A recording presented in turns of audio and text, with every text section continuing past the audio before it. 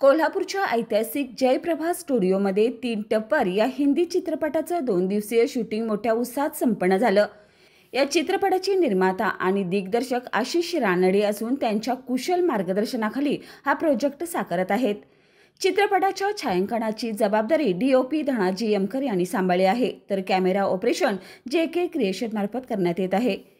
या चित्रपटाचे executive producer Sanjay Patwardhan असून प्रोडक्शन मॅनेजर म्हणून समीर मालदार यांचं मोलाचं मार्गदर्शन लाभलं.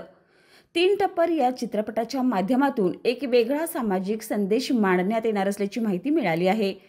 कोल्हापूरसारख्या सांस्कृतिकदृष्ट्या समृद्ध शहरात होणाऱ्या या चित्रपटाच्या शूटिंगमुळे स्थानिक चित्रपट सृष्टीलाही चालना मिळणार आहे.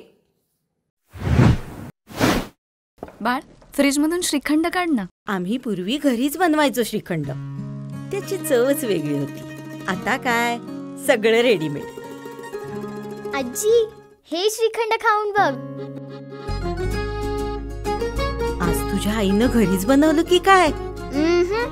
हे आहे गोकुळचं श्रीखंड. अगदी जिभेवर रेंगाळणार. जिभेवरच नाही तर मनावरही रेंगाळणार. गोकुळ श्रीखंड, मनावर रेंगाळणार.